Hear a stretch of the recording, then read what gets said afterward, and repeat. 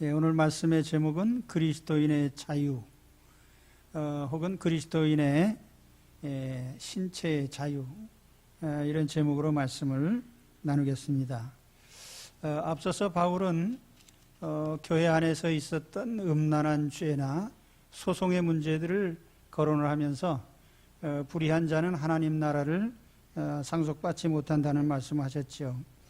이어지는 말씀으로 주로 이제 우리 육체를 어떻게 사용할 것인가에 대한 논의를 하고 있습니다. 우리 신체에 대한 우리 육체가 어떤 의미를 가지고 또 어떻게 사용해야 되는지 이것을 언급을 합니다. 이 말씀을 하면서 이제 12절에 아주 유명한 규절입니다. 모든 것이 내게 가하나 다 유익한 것이 아니요 모든 것이 내게 가하나 내가 무엇에든지 얽매이지 아니하리라. 진정한 자유에 대한 아주 의미 있는 규절인데요. 오늘 말씀은 크게 12절과 그 후반부에 나오는 신체에 관한 교훈을 이어서 말씀을 드리겠습니다. 먼저는 12절을 중심으로 그리스도인의 자유에 대해서 좀 말씀을 드리겠습니다. 우리는 예수 그리스도 안에서 자유를 얻은 사람들이죠. 그러면 우리가 얼마나 많은 자유를 누릴 수 있을까요? 세상 사람들의 이상은 남에게 간섭받지 않고 마음대로 살아보는 것입니다. 특히 요즘에 신자유주의라고 하는 사조는 개인의 자유를 극대화시키고 있죠. 그래서 법에 어긋나지 않는 한 무슨 윤리나 도덕에도 크게 매이지 않고 좀 자유롭게 살아보자는 이런 사상이 지배하고 있습니다. 그러나 오늘 말씀에 우리 그리스도인의 자유라고 하는 것은 하고 싶은 대로 하는 것이 자유가 아니죠. 그래서 12절에 우리 그리스도인의 자유를 규정하는 중요한 내용을 말씀을 합니다. 모든 것이 내게 가하나 다 유익한 것이 아니요 모든 것이 내게 가하나 내가 무엇에든지 얽매이지 아니하리라. 이 기절을 의역을 하면 이런 뜻입니다. 나는 합법적으로 허용된 모든 것을 행할 자유가 있다. 그러나 합법적으로 자유롭게 행동했다고 결과가 다 유익한 것은 아니다. 그 후반절은요, 나는 합법적인 모든 것을 행할 자유가 있다. 그러나 그 합법적인 행동의 결과 때문에 자유를 빼앗기는 일은 하지 않겠다. 이제 이런 의미의 내용이에요. 이제 이 규절을 두 부분으로 나눠서 생각해 보면은, 첫째로는 합법적으로 자유롭게 행한 일이라고 해서 다 유익한 것은 아니다라고 하는 이 부분입니다. 여기 모든 것이 내게 가하나, 이 가하다라고 하는 것은 합법적이다 하는 의미가 있습니다. 그래서 어느 성경에는 이것을 lawful, 합법적이라고 하는 말로 표현을 했고, 또 어느 성경에는 모든 것이 허용되어 있지만 이라는 의미로 번역을 했고, 또 어떤 성경에는 금지된 것이 없지만 뭐 이런 의미로 해석을 했습니다. 그러니까 이런 걸 종합해서 본다면은 합법적이고 허용된 것이고 금지된 것이 아니지만, 말하자면 내가 하는 행동이 이런 범주 안에 있지만 그러나 다 유익한 건 아니다 라는 말씀이에요.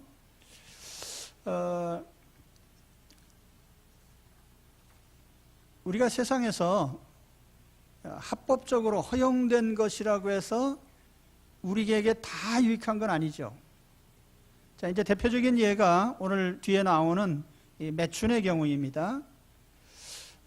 사도 바울은 고린도 교회에 이 매춘에 대한 문제에 대해서 지속적으로 언급을 하는데요. 고린도 사회는 매춘이 허용된 사회입니다. 오늘날 독일 같은 나라도 매춘이 직업으로 인정되고 세금도 내고 사회보장도 받습니다. 그러나 그렇다고 해서 이 매춘이 다 유익한 거냐? 그건 아니라는 거죠. 여러분들 집에 가셔서 혹 시간이 되시면은 잠언 7장을 한번 세세히 읽어보시기 바랍니다. 거기에 보면은 그 당시에 사창가를 기웃거리는 젊은이에게 이런 경고를 하고 있습니다. 그때에 기생 옷을 입은 간교한 여인이 그를 맞으니 이 여인은 떠들며 완악하며 그의 발이 집에 머물지 아니하여 어떤 때에는 거리 어떤 때에는 광장 또 모퉁이마다 서서 사람을 기다리는 자라. 제가 이 부분을 읽을 때마다 아이고 3000년 전에도 이런 데가 있었네 하는 생각을 하게 되는데, 마치 오늘날 도시의 어느 한 부분을 얘기한 것 같아요. 그러면서 이어서 말씀합니다. 그 여인이 여러 가지 고운 말로 유혹하여 입술에 호리는 말로 꿰물어 젊은이가 곧 그를 따랐으니, 그 이어지는 말씀이 이런 말씀이에요. 소가 도살장으로 가는 것 같고 미련한 자가 벌을 받으러 쇠사슬에 매이러 가는 것과 같도다. 필경은 화살이 그 간을 뚫게 되리라. 화살이 간을 뚫게 된다는 것은 직사한다는 뜻입니다. 새가 빨리 그물로 들어가되 그의 생명을 잃어버릴 줄을 알지 못함과 같으니라. 대저 그가 많은 사람을 상하여 엎드러지게 하였나니 그에게 죽은 자가 허다하니라. 그래서 이 말씀의 내용을 보면은 그래 매춘은 허용되어 있지만 그로 말미암아 망한 사람이 한둘이 아니다는 거죠. 잠언 6장 25절 이하에도 같은 말씀이 이어집니다. 음료로 말미암아 사람이 한 조각 떡만 남게 됨이며 음란한 여인은 귀한 생명을 사냥함이니라. 뒤에 가서 보면은 이것을 행하는 자는 자기의 영혼을 망하게 하며 상함과 능력을 받고 부끄러움을 씻을 수 없게 되나니 남편이 투기로 분노하여 원수 갚는 날에는 용서하지 아니하리라.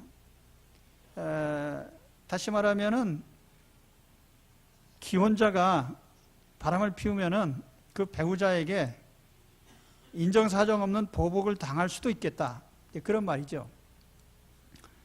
아무튼 우리가 세상에서 합법적이고 허용된 짓이라 해도 그 일이 다 유익한 건 아니고 우리에게 결과적으로 심각한 불행을 초래할 수 있다는 것입니다. 그러니까 우리가 자유라고 해서 마음대로 행한다고 되는 것이 아니고 그 결과는 얼마든지 괴로움과 고통으로 다가올 수 있다는 거예요. 그걸 알고서 자유를 누리라 그 말이겠죠. 그 다음에 이 기절의 후반부 두 번째는 나의 자유로운 행동이 내 자신의 또 다른 자유를 빼앗을 수 없다. 다시 말하면 내가 자유를 누림으로 말미암아 그 결과 내가 누릴 수 있는 또 다른 자유를 빼앗길 수 있다는 거죠. 그렇게는 내가 허용할 수 없다는 거예요.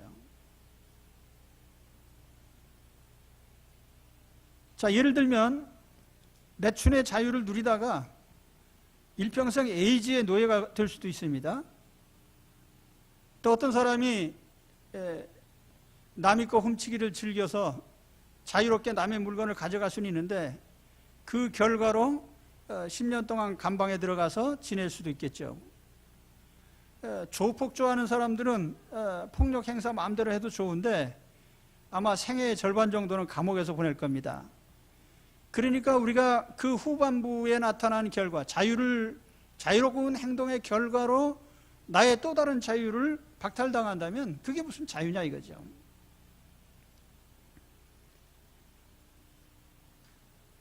우리가 아무데나 다닐 수 있다고 해서 낭떠러리로 가지는 않잖아요. 아무거나 먹을 수 있다고 해서 독약을 먹지는 않습니다. 그러니까 우리가 어떤 자유라고 하는 것은 제한된 조건 안에서 선택하는 것입니다. 그 제한된 조건이라는 것은 바로 내 자신을 해치지 않고 타인을 해치지 않고 우리 그리스도인의 경우에는 하나님의 명예를 손상시키지 않는 것이어야 됩니다. 그 가운데 우리 누리는 것이 우리의 자유죠. 왜 사도 바울은 이 시점에서 이 자유에 대한 얘기를 하고 있을까? 고린도 교인들이 그리스도인의 자유에 대해서 상당히 오해를 하고 있었어요. 그것은 이따 다시 언급하겠지만은 바울은 사실 그리스도 안에서 자유를 누리기를 원한 사람이에요. 그래서 그리스도께서 우리로 자유케 하려고 자유를 주셨으니 그러므로 굳세게 서서 다시는 종의 멍에를 매지 말라.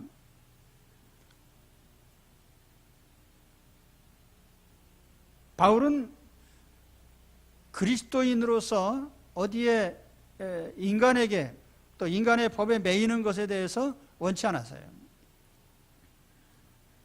특히 유대인처럼 율법주의자가 되는 것도 원치 않았습니다.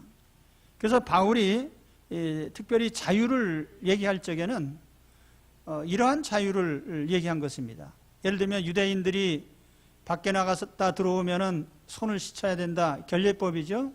안식일법 혹은 음식을 가려 먹는 법, 이런 유대인들이 지키는 그 율법을 지키는 것이 사실은 큰 의미가 없겠다는 거죠. 특히 의식법에 대해서 우리가 예수 그리스도를 영접한 이후로 우리는 구약의 의식법에 매이지 않습니다. 예를 들면 소나 양을 잡아서 제사를 드리는 일을 하지 않죠. 왜냐하면 예수 그리스도께서 제물이 되시고 완전한 속죄를 하셨기 때문에 우리가 상징적인 속죄 행위를 하지 않습니다.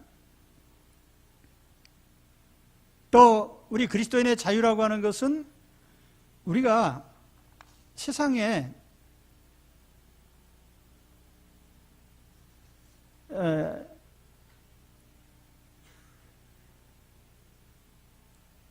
유대인들처럼 어떤 정죄에 매여 사는 것, 그것으로부터 우리는 자유롭다는 거죠. 왜냐하면 우리는 비록 율법을 다 지키지 못하지만 그래도 우리 주 예수 그리스도로 말미암아 완전하게 용서받고 사유받은 사람들이기 때문에 정죄로부터 우리는 자유롭습니다. 그래서 어떤 것을 좀 못 지켰다고 해서 그것 때문에 우리가 벌을 받거나 그러질 않죠. 그것이 그리스도 안에서 우리에게 주어진 자유입니다. 정죄로부터의 자유, 율법으로부터의 자유, 그것이 바울이 강조한 자유의 내용이에요. 그런데 고린도 교인들 가운데는 이와 같은 그리스도인의 자유에 대해서 오해를 했어요. 예수 믿으면 뭐든지 자유롭다, 율법을 지키지 않아도 된다, 아무거나 먹어도 되고 아무거나 행해도 된다, 이런 맥락에서 성범죄까지도 허용을 한 것입니다.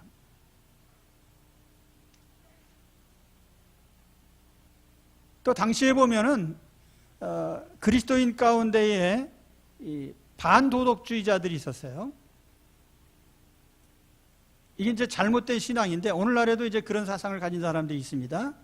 이원론적으로 보는 거죠. 영혼과 육체가 다른 근원에서 왔다. 영혼은 선하고 육체는 악하다. 그렇기 때문에 예수 믿는 사람들도 육체는 아무렇게나 방치해도 된다. 영혼만 구원받으면 된다라는 생각을 가진 거죠. 그러다 보니까 육체가 하는 일에 대해서 육체 그거 뭐 없어질 거니까 육체 욕망대로 살아라. 그래서 육체에 대해서 방임을 했다 이 말이에요.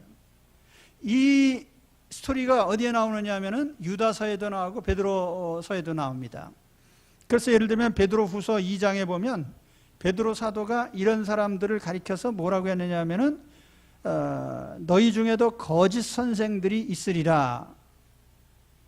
그러면서 여럿이 저희 호색하는 것을 조추리니 육체를 따라 더러운 정욕 가운데서 행하며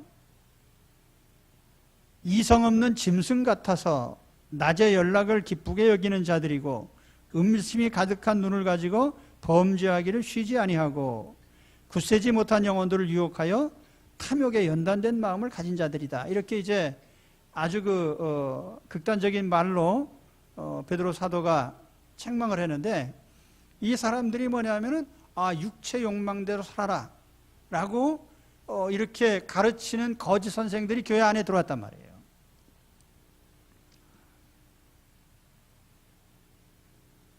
그리스도인은 자유인입니다. 그러나 그 자유는 무제한의 자유가 아니죠. 제가 자유에 대해서 성경적인 정의를 한다면 자유는 오직 하나님께 매이는 것입니다.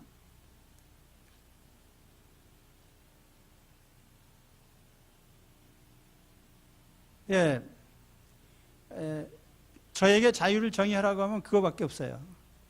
오직 하나님께 매이는 것이 자유입니다. 어항 속의 물고기와 바다의 물고기가 어느 게 더 자유롭습니까? 넓은 물에 있는 것이 자유롭죠.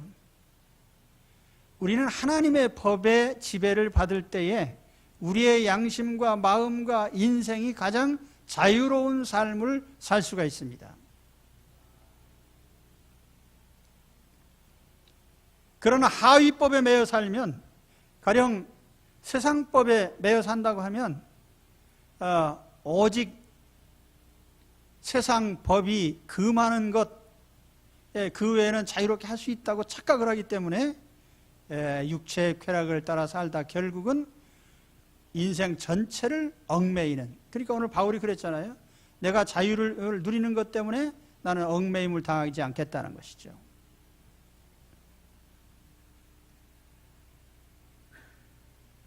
진리를 알지니 진리가 너희를 자유롭게 하리라. 이건 추상적인 말이 아닙니다. 우리가 어떤 진리라고 하는 추상적인 실체를 아는 것이 자유를 얻는 길이다, 그거 아니에요. 여기 진리라고 하는 것은 더 구체적으로 하면은 하나님, 예수 그리스도 자신을 말하는 것입니다. 하나님과의 인격적인 관계 속에서 가장 큰 자유를 얻게 되는 거예요. 자유는 지식이 아닙니다. 자유는 하나님과의 관계에서 오는 것입니다. 하나님께 매이는 자가 가장 자유를 많이 누리는 자예요. 가끔가다 이제 저에게 그런 질문하는 분들이 있습니다. 목사님은 뭐 세상 사람들이 좋아하는 이것도 못하시고 저것도 못하시고 자기가 볼 땐 내가 못하는 게 많은 것 같은데 나는 그런 걸 굳이 못하는 게 아니라 안 합니다. 왜냐하면 그런 걸 함으로 말미암아 더 불편해지기 때문에. 그러나 오히려 영적으로는 훨씬 더 자유롭죠. 나는 매이는 것이 없죠. 지금이야 정치적으로 자유로운 시대에 있었지만은 한때는 우리나라도 군사독재 시대에 있었거든요. 말도 함부로 못하고. 그러나 나는 적어도 하나님 메시지를 전하는 것은 자유롭게 했습니다. 왜냐하면 세상 법보다는 하나님의 법이 나의 법이기 때문에. 상위법에 매이는 자는 하위법에서 자유롭습니다. 그런 그리스도인의 진정한 자유를 누리시기를 바랍니다. 오늘 제가 이 말씀을 준비하면서요, 오늘 우리 성도들이 교회에 와가지고 뭘 얻어갈 것인가를 생각해 봤는데 자유를 얻어가십시오. 자유가 뭔지를 알고 누리면 진정한 자유를 누릴 수 있겠죠. 그리스도인의 자유는 오직 하나님의 명령에 따르는 것입니다. 자, 그 다음 주제는 이제 우리 신체의 용도에 대한 것입니다. 바울이 여기 음란죄에 대해서 언급을 하는데, 고린도전서 5장에 음란죄에 대해서 얘기한 후에 바울은 귀에만 있으면 음란죄에 대해서 얘기를 합니다. 아주 끈질기게 이 죄를 얘기를 하고 있는데, 그러다 보니까 저도 고린도서를 설교를 하면서 음란죄 얘기가 계속 나오니까 저도 계속 할 수밖에 없어요. 뭐 듣기 싫어도 할 수 없습니다. 바울도 얘기했고 성경이 기록되어 있으니까 저도 계속 얘기할 수밖에 없어요. 그럼 바울이 왜 이 음란죄 얘기를 계속했을까? 당시 고린도라는 사회가 음란한 사회였으니까. 사실 오늘날에도 우리가 교회 밖의 세상을 보면은 모든 것이 더 음란에 대해서는 가리는 게 거의 없습니다.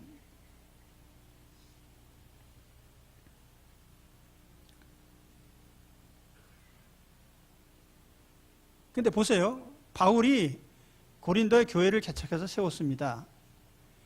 근데 교인들이 들어와서 이제 예수를 믿고 새로운 삶을 찾아 나가야 되는데, 여기 옛날 삶을 벗어버리지 못하는 것 중에 가장 큰 문제가 뭐냐면 이 음란의 문제예요. 우리는 법으로 일부 일처제를 정하고 있지만은 아랍 같은 데는 부인을 4명까지 둘 수 있어요, 법으로.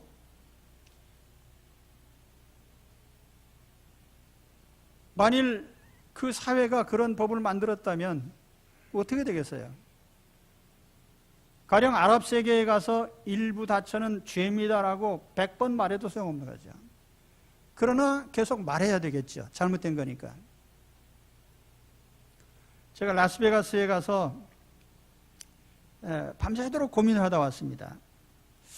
내가 여기다 교회를 개척하면 교인들이 나올 텐데 대부분이 도박에 종사하는 사람들이란 말이에요. 이분들에게 직장 때려치고 딴 데로 가세요라 하고 나는 설교를 해야 되는데, 그러면 교회가 되겠습니까? 그래서 제가 생각을 한 거예요. 나는 라스베가스에서는 교회를 절대로 개척하면 안 되겠다. 생각해 보세요. 바울이 고린도에 개척을 했는데 고린도 교인들은 매춘이나 이런 거에 대해서 자유로운 사람들이란 말이에요.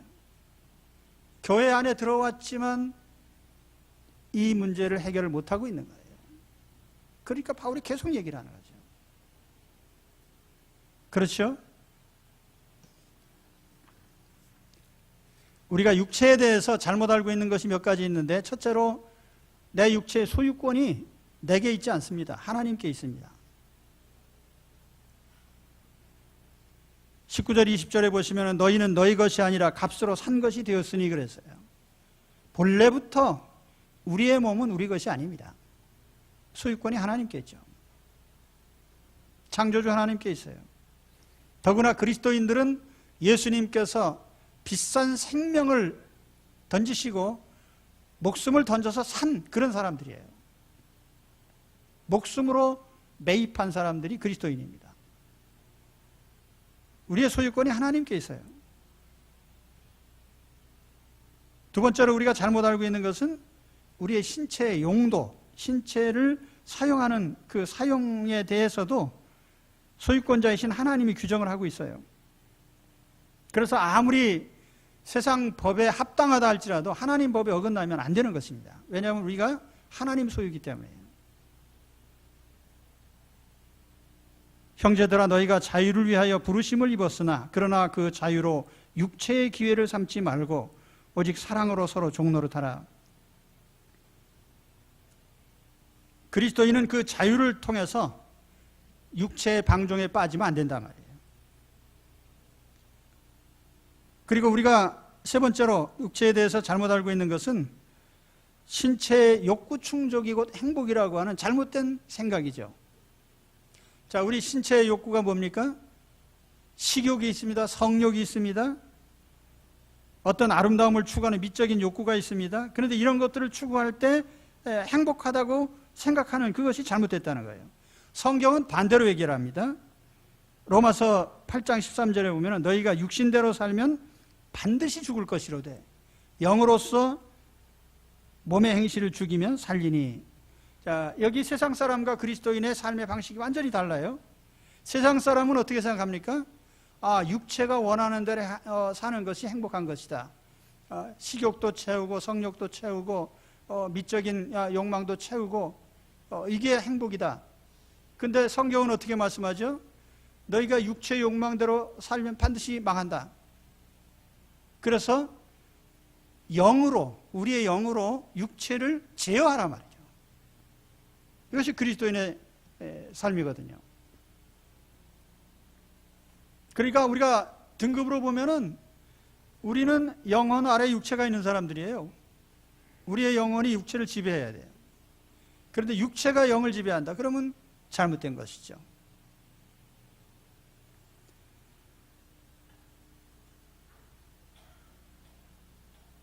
육체대로 산다고 하는 것은 동물적인 욕망 충족밖에는 다른 의미가 없습니다. 우리의 몸, 성도들의 몸은 아주 특별한 몸이에요. 오늘 말씀에 우리 몸이 어떻게 특별한지를 세 가지로 말씀하는데, 첫째로는 하나님의 영이 거하는 성전이다. 우리 몸을 그렇게 규정합니다. 우리 몸이 보통 몸이 아니라 하나님의 영이, 하나님이 거하시는 그런 몸이다. 그러니까 거룩한 성전이다. 이렇게 얘기를 합니다. 19절에 보시면 너희 몸은 너희가 하나님께로부터 받은 바 너희 가운데 계신 성령의 전인 줄을 알지 못하느냐. 또 두 번째로 우리 몸은 부활할 몸이에요. 썩어 없어질 몸이 아닙니다. 사라질 몸이 아니고 영원한 존재로 재생될 몸입니다. 그래서 14절에 보시면 하나님이 주를 다시 살리셨고 또한 그의 권능으로 우리를 다시 살리시리라. 그러니까 우리의 육체가 썩어 없어질 몸이 아니고 이게 사라질 몸이 아니고 영원히 살아갈 몸이죠. 영혼과 똑같은 가치를 지닌 몸이에요. 그 다음에 세 번째로 우리의 몸은 홀로 존재하는 것이 아니라 주님의 몸의 일부입니다. 다시 말하면 그리스도인 공동체에 붙어있는 한 부분이란 뜻이에요. 그래서 15절에 보시면 너희 몸이 그리스도의 지체인 줄을 알지 못하느냐. 그러니까 여기 우리 몸이 하나님의 성전이고 또 부활할 부활체이고 그리고 우리의 몸은 예수님의 게 붙어있는 그리스도의 지체다. 그렇기 때문에 여기에 따라서 우리의 육체의 사용법이 정해지는 것입니다. 첫째로 우리의 몸은 하나님의 성전이기 때문에 더럽혀져서는 안 된다는 거죠. 그렇죠? 우리는 우리의 몸을 거룩하게 대접해야 됩니다. 그래서 몸의 결합은 곧 영의 결합이에요. 그래서 17절 말씀에 보면은 주와 합하는 자는 한 영이니라 이런 말씀이 나와요. 주와 합하는 자는 한 영이다.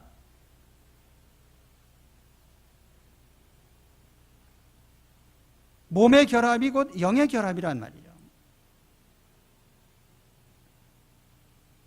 이 부분에 대해서는 잠시 후에 다시 말씀드리겠습니다. 오늘 말씀 보니까 음식물과 배의 관계 그리고 몸과 그리스도의 관계를 이렇게 대조를 시키는데요.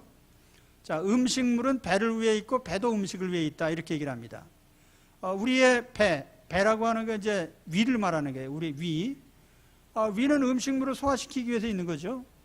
또 음식물은 위를 위해서 존재합니다. 그러니까 서로 보완적이죠. 서로 상호 협력을 합니다.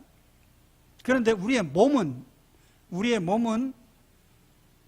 몸과 성의 관계를 따진다면 우리의 몸이 성욕을 위해서 있는 게 아니에요. 혹한 성욕이 우리의 신체적으로 어떤 유익을 줄 수 있겠습니다. 그러나 그 역은 성립되지 않아요. 우리의 몸은 성욕을 위해서 있는 게 아니고 주를 위해 있다 이렇게 얘기합니다.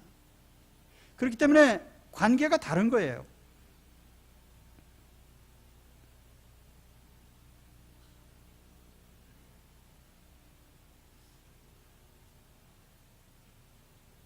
그러므로 우리의 몸을 성적인 욕구로 말미암아서 더럽히지는 말아라 하는 것입니다. 성경에 어디 부부 생활에 대해서 성 문제를 얘기한 건 없습니다. 성범죄 그러면은 결혼 이외의 성의 잘못된 사용에 대해서 얘기를 하는 거죠.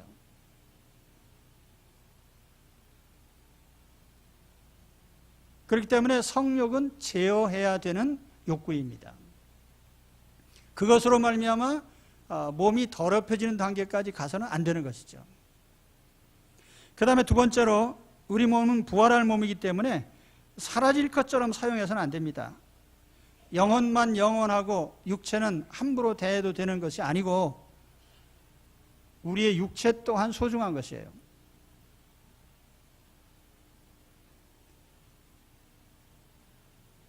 우리 동양 사상에도 보면은 우리의 몸은 부모로부터 물려받은 것이다. 매우 소중하다고 얘기를 합니다.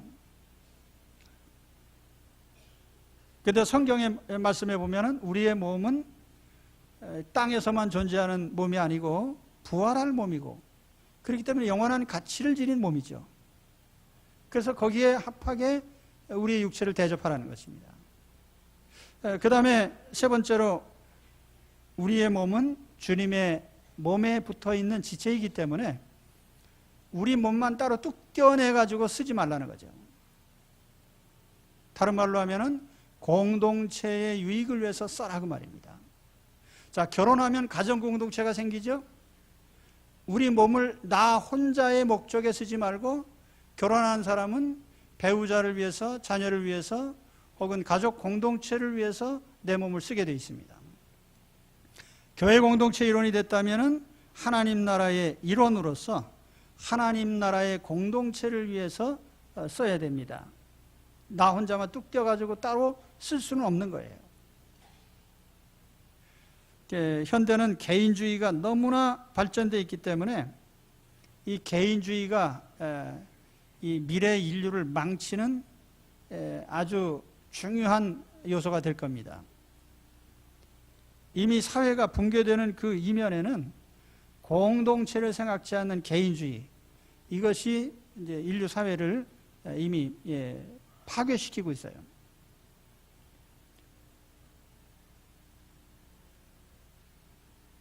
자, 그러면 이제 마지막으로 바울이 얘기한 두 가지 권면을 드리겠습니다. 첫째로 음란을 피하라고 말씀했어요.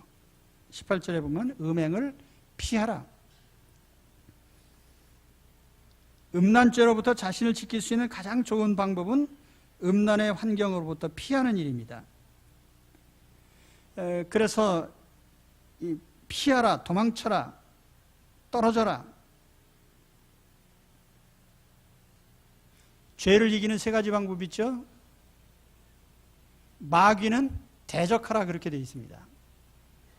고난은 견뎌라 그렇게 말씀을 합니다. 그런데 유혹은 피하라고 말씀하죠. 유혹에는 장사가 없어요. 그래서 음란을 이기는 가장 좋은 방법은 음란한 환경을 피하는 것입니다.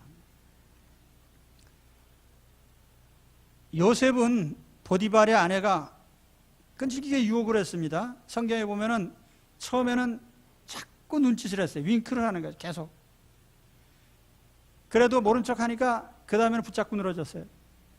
그래서 요셉이 이 여자가 얼마나 붙잡고 늘어졌는지 옷을 벗을 수밖에 없었어요. 벗어 던지고 도망갔습니다.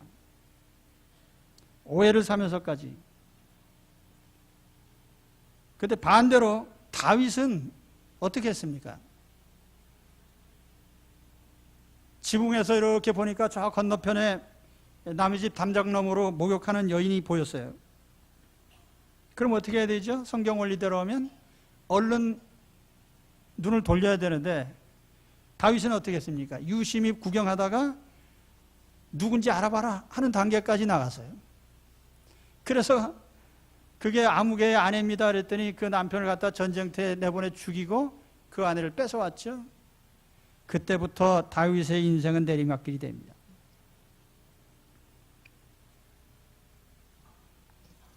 그래서 하나님은 우리에게, 하나님 우리를 지으셨기 때문에 잘 아십니다. 음란한 죄, 그거는 마주서서 이길 일이 아니고 피하라고 하는 거예요. 음란한 환경을 만들지 말고 피해야 됩니다.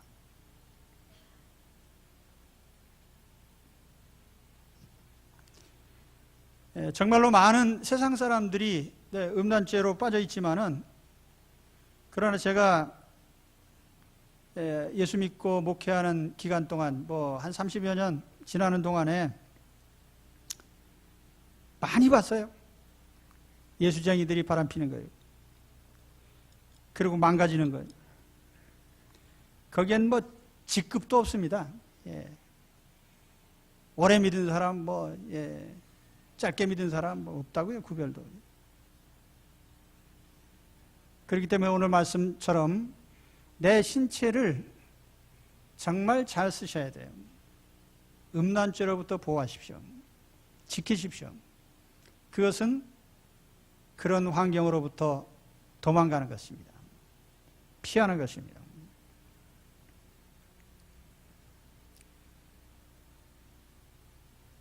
그 다음에 또 한 가지 권면 20절에 보면은 그런즉 너희 몸으로 하나님께 영광을 돌리라. 이게 이제 바울의 결론인데, 몸으로 영광 돌려라 이렇게 얘기를 합니다. 참 이게 의미가 깊은 표현이죠. 우리 예수쟁이들이 입만 뻥끗하면 하는 말이 하나님께 영광 돌린단 말이에요. 여러분, 하나님께 영광을 돌리고 계십니까? 하나님께 영광 돌리고 계십니까? 근데 왜 아멘이 그렇게 소리가 안 납니까? 하나님께 영광 돌리고 계십니까? 예, 그럼 어떻게 돌리고 있어요, 지금? 하나님께 영광 돌리는 거 보입니까, 눈에? 자, 하나님께 영광 돌린다는 게 입으로 하는 겁니까? 하나님께 영광을 돌립니다. 그러고서 말하는 게 하나님께 영광 돌리는 거예요? 그래서 오늘 바울이 몸으로 영광 돌려라 그렇게 얘기를 합니다. 다시 말하면 우리의 몸이 신앙의 바로메터가 되는 거예요. 몸이 어디가 있느냐, 몸이 어디에 쓰이고 있느냐, 이걸로써 판단해 보겠다는 것입니다. 몸이 예배 자리에 가 있으면 하나님께 영광 돌리고 있는 거죠. 몸이 기도의 자리에 있으면 하나님께 영광 돌리는 거예요. 몸이 착한 일, 선한 일을 하고 있으면 하나님께 영광 돌리는 거죠. 하나님의 말씀을 지키면서 살고 있으면 그건 하나님께 영광 돌리는 거예요. 똑같은 가정생활이지만 우리가 하나님의 말씀을 따라서 가정을 세운다면 그 사람은 하나님께 영광을 돌리는 사람이고, 똑같이 결혼 생활을 하고 있지만은 육체 욕망을 채우려고 사는 사람이라면 그건 하나님 영광과 상관이 없어요. 입으로 하나님께 영광 돌리면서요, 몸으로 영광 돌리지 못한 사람들을 너무너무 많이 봤단 말이에요. 그렇죠? 자, 예수쟁이가 바람을 피웠다 그러면은, 자, 혼자 아무도 모르게 들키지도 않게 하면은 괜찮은데 들켰다 이거예요. 그 다음에 교회 소문이 났어요. 하나님께 영광이 되겠습니까? 아무리 말로 하나님께 영광 돌립니다라고 많이 말을 해도 소용없는 거예요. 몸이 하나님께 영광을 못 돌렸거든요. 몸은 재물입니다. 몸은 재물이에요. 우리 몸이 하나님께 선히 사용돼야 됩니다. 자, 오늘을 기점으로 해서 나는 지난날에 대해서 얘기하지 않습니다. 오늘부터라도 우리는 우리 몸을 거룩한 용도로 쓰셔야 됩니다. 그죠? 예. 자, 오늘 두 가지 말씀드렸습니다. 그리스도인의 자유에 대해서 말씀드렸죠. 모든 것을 합법적이고 허용된 범위 안에서 행한다고 해도 내가 자신을 해치고 남을 해치고 하나님의 명예를 손상시키는 것이라면 결코 그것은 자유가 될 수 없어요. 왜냐하면 그 결과로 내가 또 다른 자유를 박탈당하기 때문에. 그래서 우리는 내게 하나님이 허락하신 자유를 하나님의 말씀에 따라서 사용을 해야 됩니다. 또한 우리의 몸, 우리의 신체의 자유, 욕망대로 사는 게 자유가 아닙니다. 욕망대로 살면 망합니다. 그렇기 때문에 우리는 욕망대로 사는 것이 아니라 하나님께서 허용하신 범위 안에서 성령이 인도하는 대로 우리의 몸을 사용하시면 됩니다. 그래도요, 우리는 먹고 싶은 거 먹을 수 있고 마실 수 있고 얼마든지 자유로운 생활을 할 수 있어요. 그래서 어떤 면에서 보면은 신체의 자유를 정확히 이해한 사람이 제일 자유를 많이 누린 사람이에요. 신체의 자유를 오해한 사람은 오늘 이 성경 말씀처럼 오히려 그 신체에 속박을 당할 것입니다. 그렇기 때문에 몸으로 자유를 잘 누릴 수 있는 그런 여러분 되시기를 축원합니다. 기도하겠습니다. 하나님 아버지,